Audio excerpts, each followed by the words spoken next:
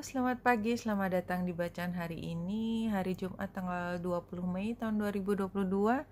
Selamat datang di bacaan harian, bacaan umum untuk semua zodiak. Ambil hanya jika resonate, silakan lihat description box di bawah video ini untuk rangkuman bacaan hari ini. Saya sudah melihat sekilas tadi ketika bulan conjunction dengan Pluto retro di Capricorn, trine dengan matahari, yang sebentar lagi juga berubah sign masuk ke Gemini, dan pada saat ini juga membuat sextile dengan Neptunus dan Mars. Jadi kalau saya melihat ini sih sebenarnya mix energi dari yang kayaknya tuh nggak ada yang enteng ya, nggak ada yang enteng. Bulan di Capricorn sendiri udah nggak enteng, ketemu conjunction dengan Pluto itu jelas dalam banget. Terus ketika sextile dengan Neptunus dan Mars itu juga antara let go sama masih berat nahan. Bulan yang sextile kemudian dengan Jupiter, karena agak sore dikit udah langsung sextile dengan Jupiter, dan dia juga trine dengan matahari, itu kan memberi perasaan lebih ringan. Jadi kayak seberat apapun hari ini somehow itu selalu ada yang menemani, selalu ada yang membantu, selalu ada yang memastikan bahwa kita merasa safe. Kalau saya melihatnya seperti itu. Iya. Kalau dari Lenormand-nya 3 kartu. Jadi 2 yang di kiri itu pecut sama cross, itu kan sama-sama, yang pecut itu saya lebih ngelihat seperti Mars, crossnya ini seperti Pluto. Jadi kayaknya sih memang yaitu tadi kesan bahwa kita tuh kayak disuruh lari ya, padahal kita capek gitu ya, tapi kita juga nggak kepengen kehilangan gitu. Jadi kayaknya berat, tapi somehow hari ini bisa dilewati dengan baik.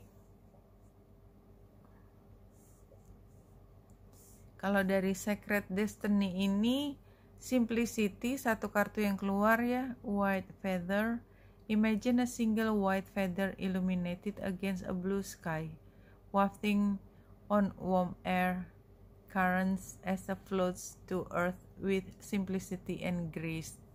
Jadi kalau menurut saya ini kan kita membayangkan diri kita tuh floating gitu ya, di bawah angin ke sana ke sini, tapi di tempat yang indah.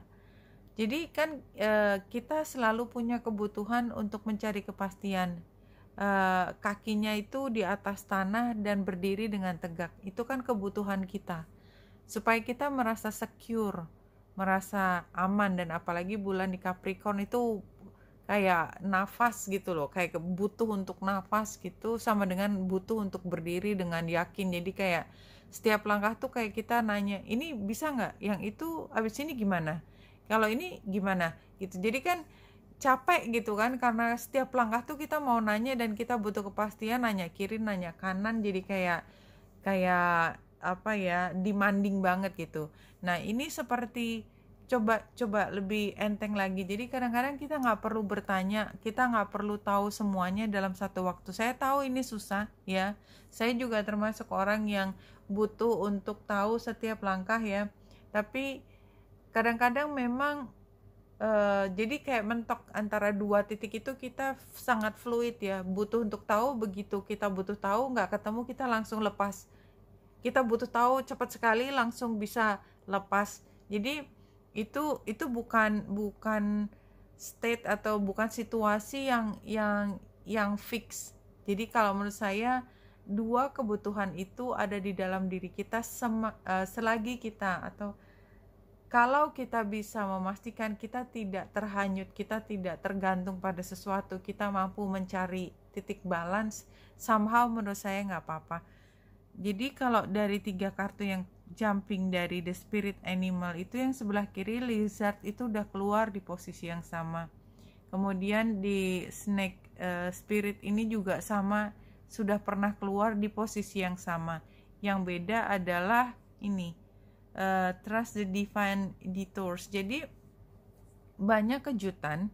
Ini kan tentang kejutan, trust the divine detours. Itu banyak kejutan, tetapi sebenarnya kita itu kayak kita sedang dimainkan oleh semesta ke kanan ke kiri. Jadi kalau kita nggak ngelawan gitu ya, nggak ngelawan arus, sama kayak simplicity tadi, sebenarnya semua baik-baik aja, karena sebenarnya kita sedang diarahkan ke kiri dan ke kanan oleh semesta, bahwa kita sebenarnya sedang mengarah kepada satu hal untuk dimanifestasikan, dan itu udah kita rasakan sejak lama.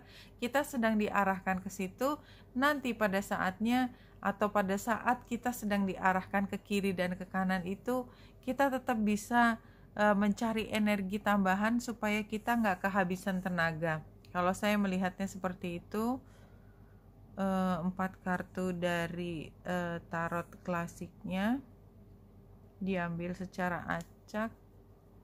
Ya, jadi kan perasaan kita seperti tidak menang ya, karena Six of Wands itu sendiri kan sebenarnya kartu kemenangan. Ketika kita sudah selesai berperang dan kita pulang, disambut oleh masyarakat yang berterima kasih atas semua jasa kita, bersedia mengeluarkan banyak upaya, di mana nanti keuntungannya dinikmati tidak hanya oleh kita yang berusaha, tetapi ini kan kebalik. Jadi kayaknya perjuangan masih terus jalan, dan perjuangan itu tidak sendiri, dan oleh sebab itu tantangannya adalah kita mencoba untuk mengerjakannya sendiri. Enggak, jadi ini saatnya masih berproses, dan berproses bersama orang-orang sekitar kita, dan kita diminta untuk bertahan ya, just wait a little longer ya. Dan kayaknya memang kayaknya waktunya kok nggak habis-habis, jadi kayak nggak sabar gitu loh, kok nggak selesai-selesai sih, semuanya bolak-balik lagi ke diskusi yang sama, karena kayaknya ini yang dihadapi cukup besar, melibatkan banyak orang, dan perlu dilakukan dengan sangat hati-hati. Death is not the end of love, it is the beginning of renewed love. Jadi kalau menurut saya ini artinya adalah ketika rencana kita tidak sesuai, tidak menemui hasil yang kita inginkan, kan berarti gagal rasanya. Tetapi sebenarnya setelah, oh ternyata nggak bisa begitu caranya, oh kalau gitu kita cari cara lain aja. Jadi benar-benar bukan death dalam arti kata fisik meninggal gitu ya, tetapi ketika kita punya visi ke depan bahwa visi ini akan hidup, tanda petik, visi ini akan terus berjalan, tapi ternyata nabrak, kayaknya nggak bisa begini, udah nggak relevan lagi, ganti cara yang lain, beginning of renewed love. Jadi kita melihat cara lain yang baru untuk menyelesaikan atau untuk merencanakan satu hal. Saya melihatnya seperti itu. Oke, Wanita Indra di sini, semoga membantu. Salam hati dan cahaya.